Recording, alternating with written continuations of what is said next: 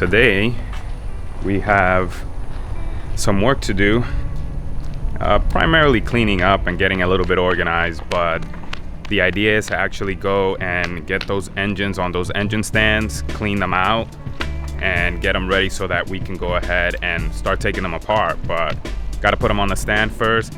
I need to pick up some bolts at Ace and a few other things. That way we can securely fasten it, probably get some lube so I can put on those bolts and ensure that there's no corrosion in those bolts with the weight of the engine on it, to prevent it from stressing out and corroding over time, especially if we're going to spray the engines down with some type of degreaser. Depending on the engine stand you have, some of them have these tunnels for the actual bolts, as you can see here, and these actually increase the overall exposure of the bolt heading into the actual engine. This is about 2 inches and a quarter from what I recall, so you have to get the bolt long enough to be able to pass through this safely and then bolt into the actual engine itself. But I already measured that out. I have the actual bolts that I need, and I need to pick up another set because I have a second engine that I have to mount on the second stand itself. So I have to pick up 12 millimeter 1.25 pitch, 80 millimeter length. That's for the short end, and I have to get 120 millimeter length for the long end. Those are going to be used for passing the bolts that go outside the block itself, and actually uses a nut, and the nut will be a 12 millimeter nut, and then some washers, 12 millimeter washers as well. The nut has to be 12 millimeter 1.25 pitch as well. Well, let's go ahead and make a move to Ace and get those bolts so that we can get this thing going.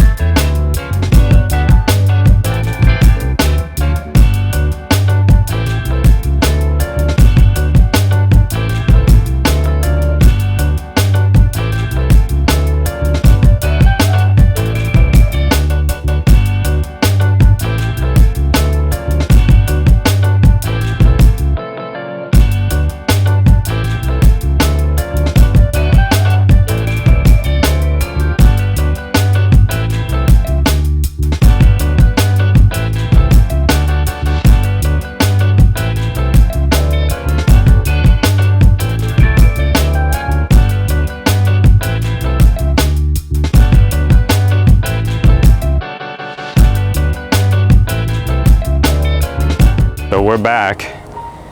Time to get the stuff offloaded from the truck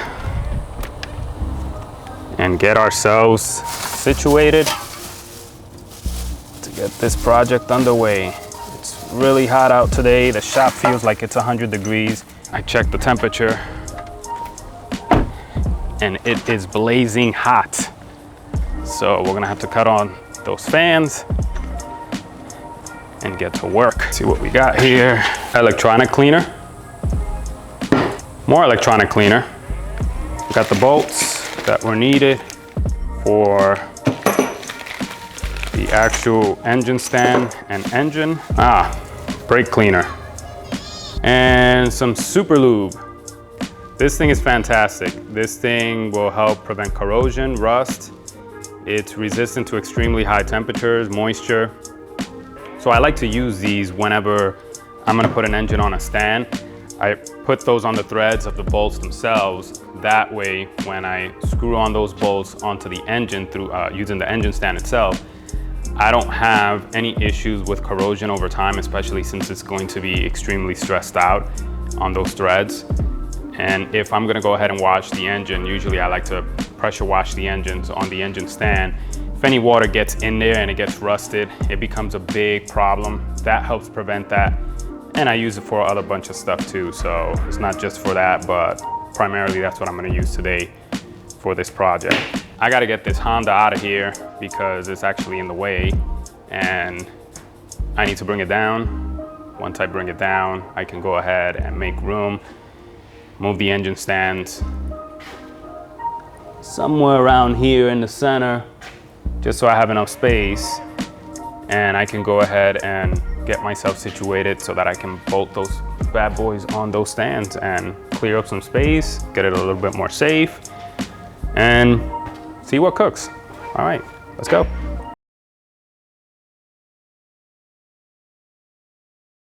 So the bolts I wanted to talk about are just the ones that I had to get a little bit longer.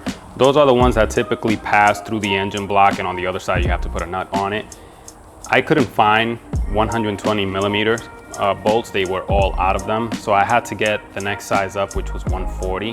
The next size up in terms of what they had available. But that's okay because these are just pass-through bolts. The trick is to make sure that when you pass these bolts through that you still have enough threading exposed so that you can put the nut on it, but also ensuring that the thread doesn't surpass the actual hole is passing through on the engine block, because you want that bolt and that nut to be nice and snugged on that block itself. It's very important to make sure that the screw isn't too long or the bolt isn't too long to where when you put the nut on it, it's actually going to reach the end of the thread, but it's still gonna have play in between. It's unsafe and the bolt isn't really doing much for you other than actually just holding the engine rather than clamping onto the engine, if that makes sense. So if you can see the size difference here of the two bolts, I have the 140 and I have the 120 millimeter. So it shouldn't be bad. I'll show you a little bit more detail of what I mean later on when I have to put these on the actual stand, and you'll see what I'm talking about. And I'll take a couple of measurements for those of you that are interested in actually purchasing these bolts later on so that you can put it on the actual engine stand and ensure that you get the right size so that you don't have any play at all. It really comes down to the type of engine stand you have, but at least if I can give you a rough idea of what I have here, you won't have anything to worry about and you can go out and purchase these. I saw a lot of stuff on the internet about getting 70 millimeter and 80 millimeter, or actually 70 millimeter and 60 millimeter, but those were way too short for the type of engine stand I had, and they did not work at all. So I had to actually measure, see what was the right size. So I'll share those details with you in a minute. So let me get this stuff cleared out again and we can get started on that. So hang in there.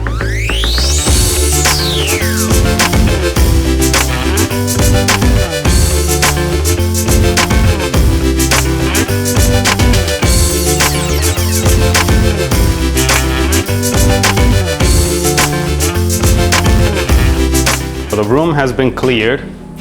Car off the lift, outdoors as you can tell. And I moved some of this heavy equipment out of the way, primarily the front subframe from the S2000.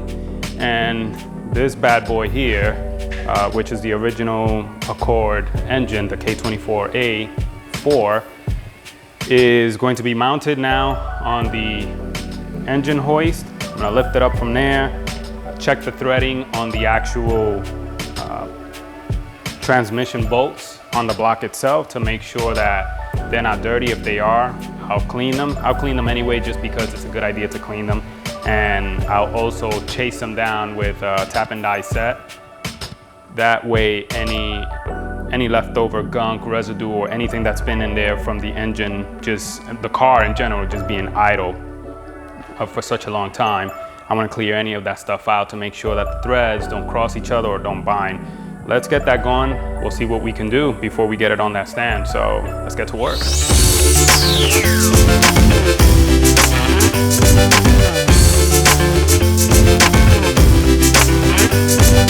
are the bolts. So I have the 12 by 1.25 pitch at 120 millimeter length. So these are the ones that are actually going to pass all the way through. So see this dowel pin here? That's where I'm going to go through. And it comes right out to this side. Then you have the gap that you have to pretty much cover on the actual engine stand itself, and you'll see that soon here. But what you want to make sure is that when you cover that gap, that the bolt at least gives you all of the threads on this side. You want about that much thread so that when you put the actual nut on this bolt, it bites into the block a bit so that it tightens and this isn't loose. These dowel pins, I typically like to take them out just because it'll help prevent getting them bent if you want to reuse them.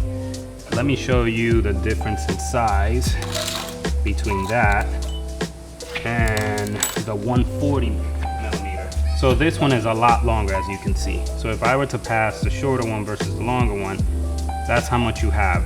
The trick here is to make sure that when you pass it through, that you don't have this much exposure of the actual bolt past the threads, because then this is the gap that you'll have and there's play. So I'm crossing my fingers that doesn't happen, because if it does, I'll have to get them exchanged for actual 120 millimeters.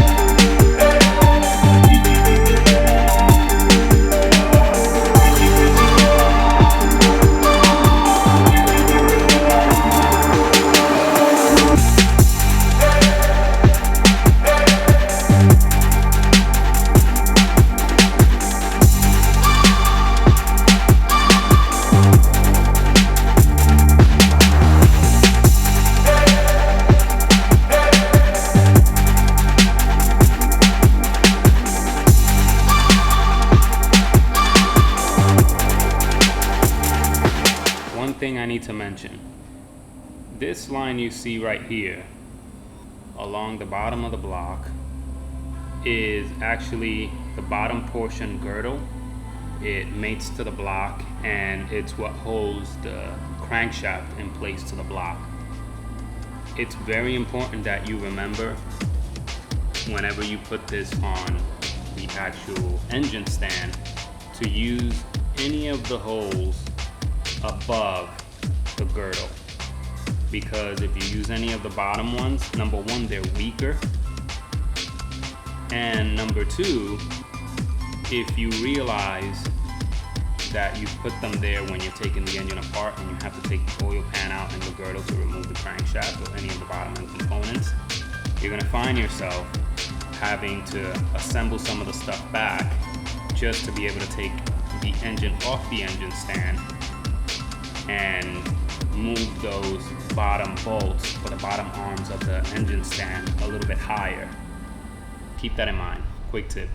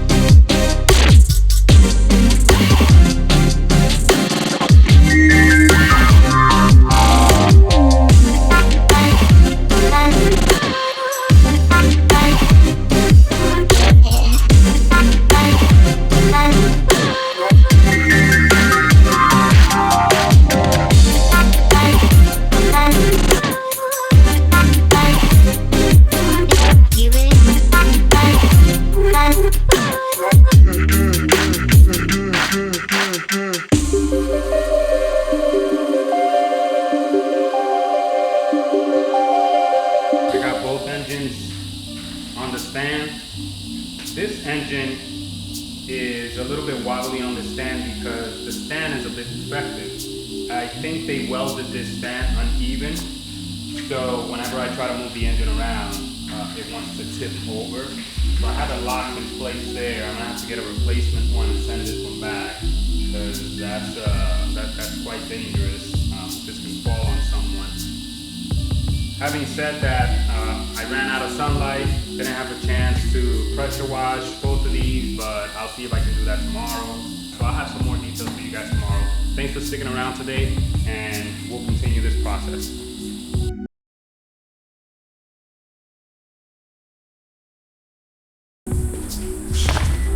All right, so day 2. Gonna get ready to clean both of those engines. Thing to do is to add some tape to specific areas, cover up some of the holes so that water doesn't get in. I plan on actually tearing these engines apart. So if anything gets in the engine in terms of water, it doesn't really matter because they're coming apart. The idea here is to get them clean enough so that I can see if there's any issue with the block, anything that's leaking, any traces of actual oil coming out from the head gasket, valve cover gasket, and anything like that, seals and whatever. Even though any of that is going to be practically brand new when I rip it apart, just because that's the way it should go. One of the things that this will help me identify is if there's a mechanical issue. So it's always good to check the condition that they're in and go ahead and take care of those. So cleaning is essential. It's gonna take me a little bit. Taping, let's see where we get. Let's go get it done and let's pressure wash.